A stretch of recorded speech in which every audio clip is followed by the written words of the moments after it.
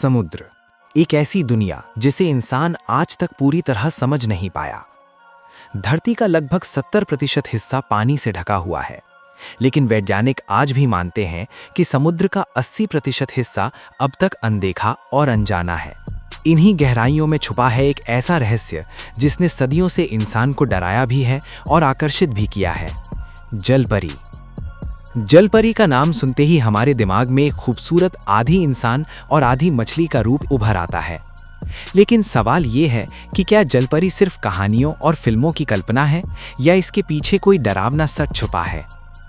आज की इस वीडियो में हम जानेंगे जलपरियों से जुड़े वो रहस्यमयी तथ्य जिन्हें जानकर आपकी सोच बदल सकती है। कहानी शुरू होती है हजारों साल पहले। प्राचीन सभ्यताओं में जलपरियों का जिक्र बहुत पहले से मिलता है। बेबीलोन, ग्रीस, रोम और भारत की पुरानी कथाओं में समुद्र की अप्सराओं का वर्णन किया गया है। ग्रीक सभ्यता में इन्हें सायरन कहा जाता था, जिनकी आवाज़ इतनी मोहक होती थी कि बड़े बड़े नाविक भी अपनी नावें समुद्र की चट्टानों से टकरा देते थे। भारत की पौराणिक कथाओं में भी समुद्र की अप्सराओं का जिक्र मिलता है, जिन्हें वरुण देव की दासियां माना जाता था।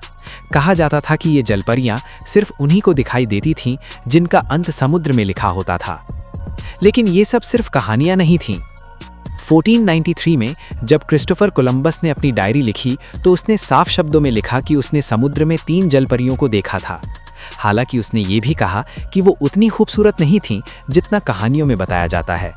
सवाल उठता है कि आखिर कोलंबस ने क्या देखा था? कुछ वैज्ञानिक मानते हैं कि नाविक अक्सर समुद्री जानवरों जैसे मैनेटी या डुगोंग को जलपरी समझ लेते थे। लेकिन फिर सवाल ये उठता है कि अलग अलग देशों अलग अलग समय में बिना एक दूसरे से संपर्क के जलपरी का वर्णन लगभग एक जैसा कैसे हो सकता है? 1943 में जापान के पास समुद्र में एक अजीब घटना घटी। एक मछुआरे के जाल में ऐसा जीव फंसा जिसका ऊपरी हिस्सा इंसान जैसा और निचला हिस्सा मछली जैसा था। जापानी वैज्ञानिकों ने उस शरीर की जांच की, लेकिन रिपोर्ट कभी सार्वजनिक नहीं की गई। आज भी उस घटना से जुड़े दस्तावेज गायब हैं।